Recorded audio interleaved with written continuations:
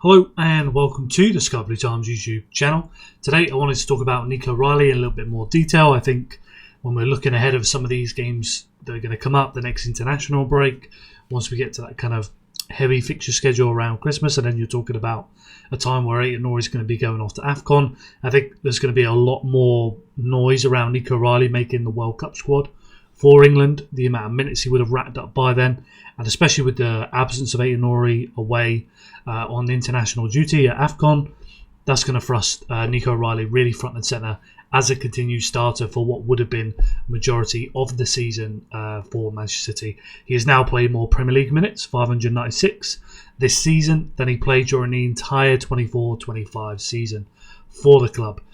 Tells you a lot that he's got that kind of that big run that he had towards the end of last season as he kind of broke through. I know Guardiola alluded to how he just saw him in training and thought, Nico can do a good job there.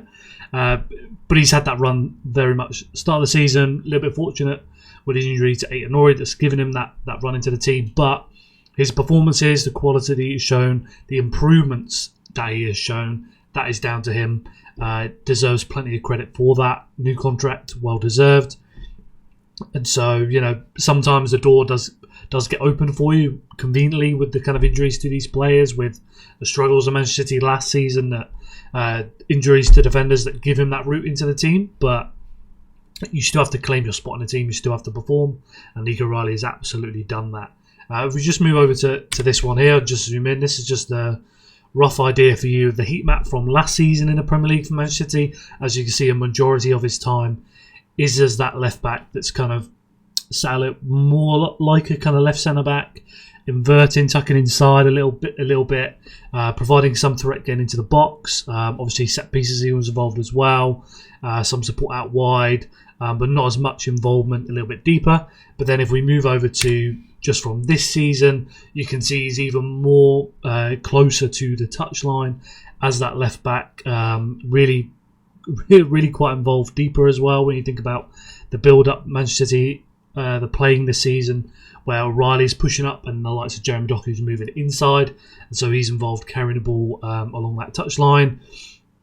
And then you can see increased involvement from him with this little pocket into the opposition half, and then you've got this little spot here into the box.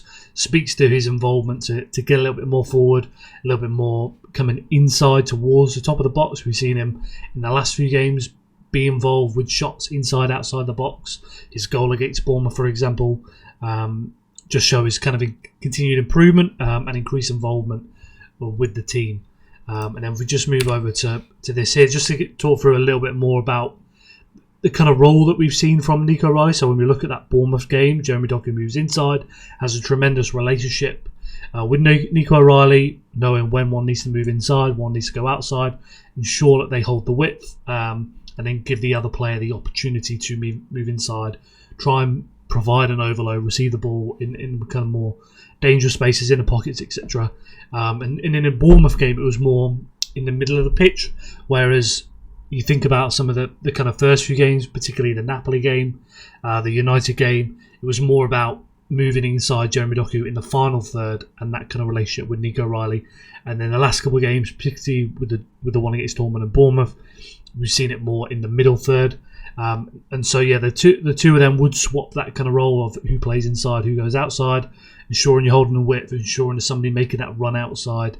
And that's helped to get the best out of Jeremy Doku, and it's also helped Nico Riley to be more involved, whether that is attacking the space on that left-hand side. You think about his appearance for City against Bournemouth in the FA Cup last season, having that acres of space on the left-hand side to use his long legs and drive into and get up the pitch. You think about against Dortmund, against Bournemouth, attacking the defensive line of the opposition, trying to get in behind, and as well as trying to move inside, being an option on the ball, trying to make runs into the box, and then also being somebody out on the flank, as we'll show you a little bit later in the video, being able to make those crosses into the box. We've just seen all these different areas of Nico Riley's game slowly increase and improve over the few games this season, building on that kind of real solid performances from him at the end of last season.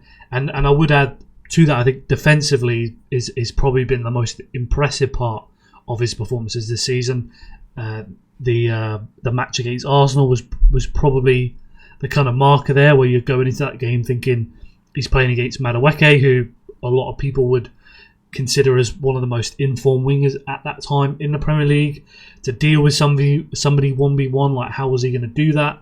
And he came out incredibly well from that game, and is only kind of built on that against other opponents, other more dangerous wingers, as he's gone on this season. Tackles 1 per 90 has gone up 0.68 to 1.36. Dribblers tackled per 90, 0.68 up to 1.97.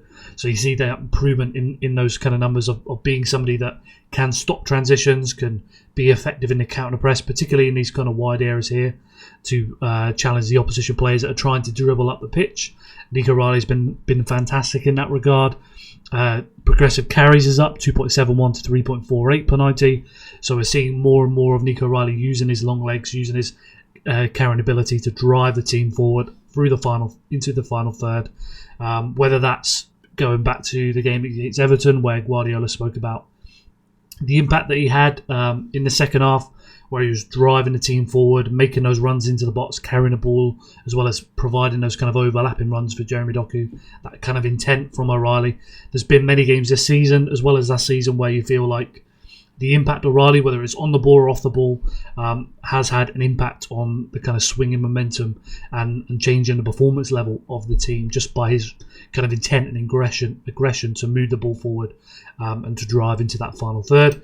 You just move over to this one here. This is against Dortmund. Again, Jeremy Doku being able to move inside, find little pockets of space. Nico O'Reilly supporting out on that left-hand side. And it's because of the qualities that O'Reilly has that's allowed the team to do this, to allow Jeremy Doku to move inside. Obviously, they brought in Aitonori, who I think can absolutely do this role. And that now gives you two different options for that as a fullback. But when we go back to last season, compared to Vardiol, he was the only guy that could do this and really stretch his legs and get up and down the pitch, handle the kind of workload, handle the kind of the yards up and down the pitch every single 90 minutes, as well as kind of properly holding the width higher up the pitch compared to Vardiol. Just really changed the game for Manchester City last season, and then he's just continued to build on these performances this season. This is his touches in the Premier League this season, as you can see, and we highlighted a bit earlier with this heat map, all these touches along the touchline. He's very involved in the build-up to really get him high up the pitch on that left-hand side, to be an outlet that can receive the ball, to hold the width, and then free Jeremy Doku to move inside to be able to receive the ball more in these kind of positions.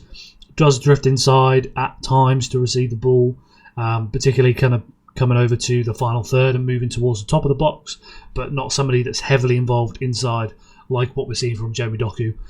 So even though they have that kind of relationship where they can swap between the two, it's more in favour of Jeremy Doku moving inside than it is Nico O'Reilly at this moment.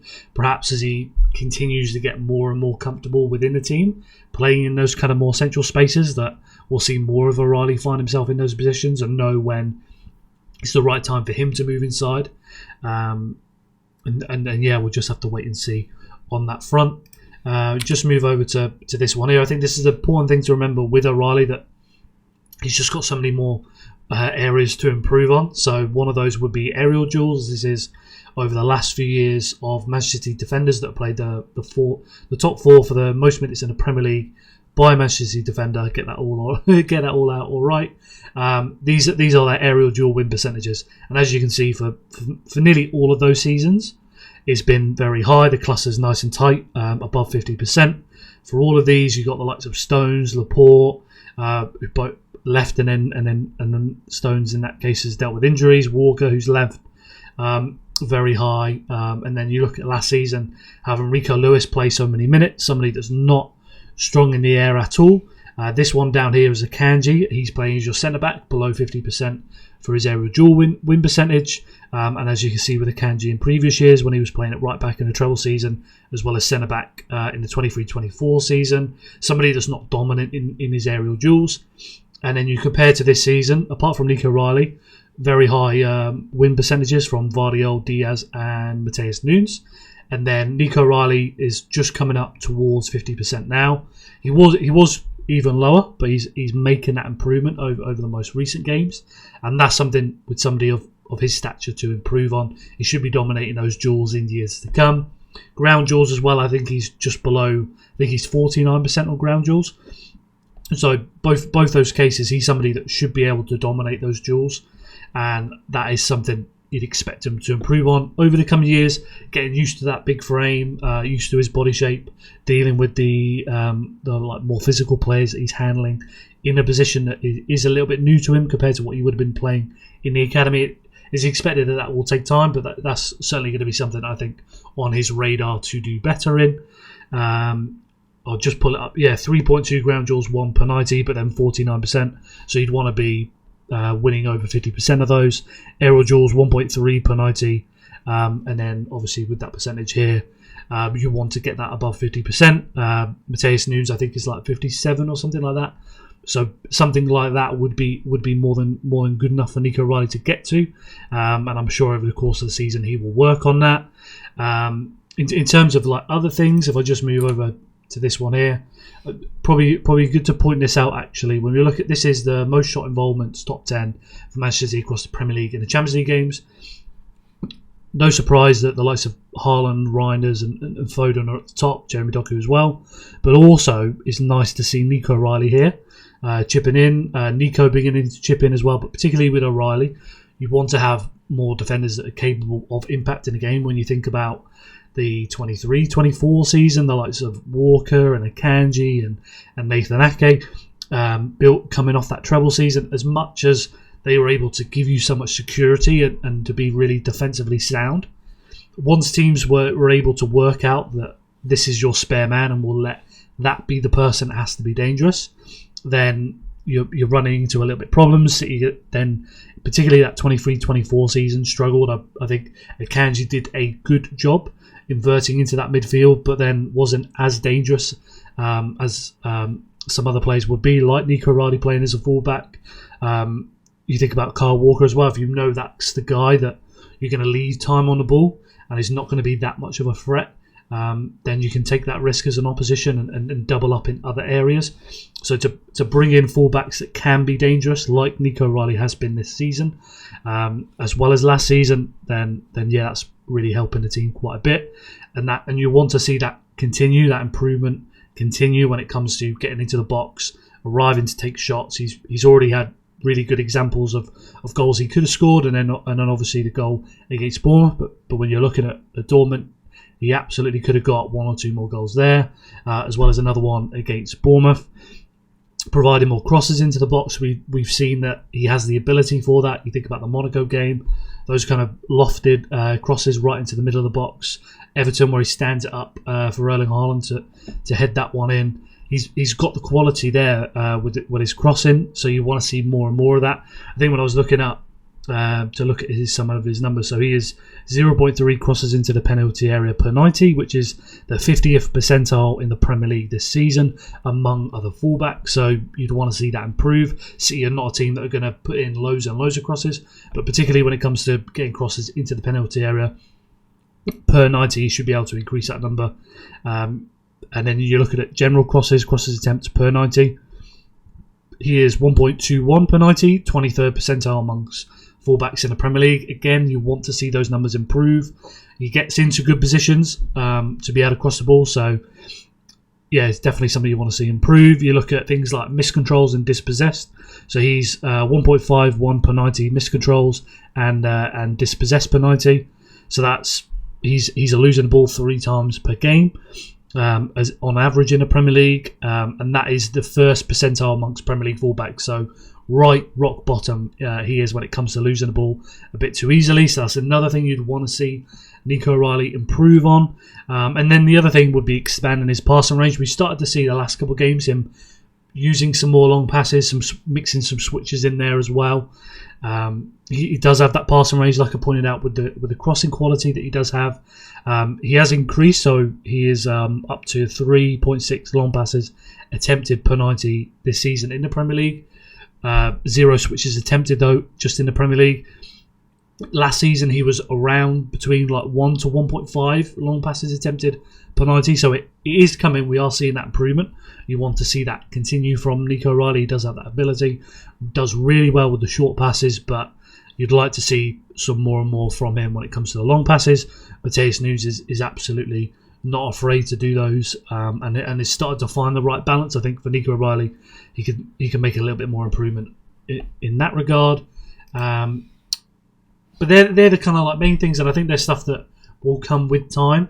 The other thing was playing that kind of more deeper role, like you see from Nuno Mendes, that he's done so well for PSG when you're deep in the build-up, being able to receive the ball and be dangerous as a passer between the lines. I think that's something you'd want to see from Nico O'Reilly over the coming years. But beyond that, these are all things I expect to come with time as he gets more and more games, gets more comfortable within the team, builds those relationships with his teammates, and just the team around him improves. Obviously, when we're talking about the build-up, this is a team-wide thing. This is not just a Nico O'Reilly problem. So, as I said, I think these are all things that will come with time from O'Reilly, but those are the kind of areas that I would look at when it comes to winning his duels, being dominant in those situations and not losing the ball so easily. There are obviously things that he can improve directly. That is just on him to make that step up. And if we just move over to this here, this is chances created in the Premier League from Nico O'Reilly this season. As I mentioned earlier, with his crossing ability, you can see that he's somebody more than capable of finding players with those crosses into the box as he's kind of overlapped or whether he's held the width and then tried to make that run down on that left-hand side, and he finds himself in a good position on the edge of the box to make those crosses. You'd expect to see more and more of them over the course of this season. This is his passing map from the match against Manchester United. When I was talking about losing the ball a bit too easily, I think he's improved over the last few games because he's not in as many situations where he's playing deeper in the build-up. So you can see a lot of his passes that are missed are from Nico O'Reilly playing in these deeper positions. This will come from him, his kind of involvement in the build-up, then looking for the wingers in front. Then we've now seen in the last few games, especially, how he's then played higher up the pitch. Jamie Doku's moved inside, and then he's not been losing the ball as often. But yeah, I just thought I'd point that one out. And then this is just to cover some of his assists. So this is 4 here, the 2 crosses into the box, one against Monaco over to Erling Haaland, who's at the back post 2v1 with Bernardo Silva, then jumps out to the middle to head that one in. This one here, after getting played through by Phil Foden, stands up for Erling Haaland in the middle of the box. Really good at lofting those crosses over, and then go back to the game against Bournemouth in the FA Cup, where he really changed the game coming off the bench. His 2 assists, this one curled over to the back post for Erling Haaland to tap in, and then this one here, just a lovely little touch with his left foot, outside of his left foot, through to Omar Marmoush, who's then able to turn and shoot. And then if we just move over to some of his goals, and this is something that we haven't seen as much of yet, especially for a team that hasn't scored from a set piece either this season. Those 2 goals against Plymouth, excellent delivery and an excellent finish inside the 6-yard box here, attacking the back post. And then this one here off that free kick from De Bruyne, running across from Nico O'Reilly. And then you had that goal against Crystal Palace, edge of the box, falls really quite nicely for him to volley that. And then this one here against Everton, really crucial goal for City in that match. Lovely movement. He was actually behind players and then makes that darting run to that near post to be able to tap that one in. So excellent movement inside the box. And that's pretty much it, really. I just think it's really encouraging to see the performances. I wanted to do a video just to go through some of my thoughts and put them out there. Those areas to improve, to be a little bit more secure on the ball, to be more dominant in his duels, and then to continue to expand that passing range, continue to be more involved in the final third, making more of those crosses into the box. I think he could be a little bit more decisive once he's inside the box. Sometimes he's found himself in really good positions and then he's kind of frozen a touch. But yeah, apart from that, I think it's really good signs from Nico O'Reilly. He's somebody that I've said for the last few weeks I think can absolutely make the England squad for the World Cup and be that starting left back. You look at MLS is struggling to get minutes with Calafiori competing with him. At Arsenal, Lewis Hall's been up and down with injuries. You'd have to play Livramento on his weaker side. So when you're looking around at some of the options that are there, Spence has to compete with the doggy now, who's back from injury at Spurs. So yeah, as you're looking around at some of these options, I think Nico Riley has the best chance to get a lot of minutes this season, to be a starter for Manchester City. That at the very least, I expect to be in a title race, and that along with the kind of versatility that he brings in terms of playing more inside or really pushing out on wide, I think he's somebody that's going to catch the eye of Thomas Tuchel, and it wouldn't surprise me to see him in the squad for the next international break for England and get his chance to start. But yeah, that's pretty much it. Do you think there's anything I missed? Please let me know down below. If you had any thoughts on anything I mentioned in the video, again, comment down below. We can have that discussion. Make sure you like the video to help support the channel, and make sure you subscribe so you don't miss out on the next video, and we'll be back with plenty more content this week.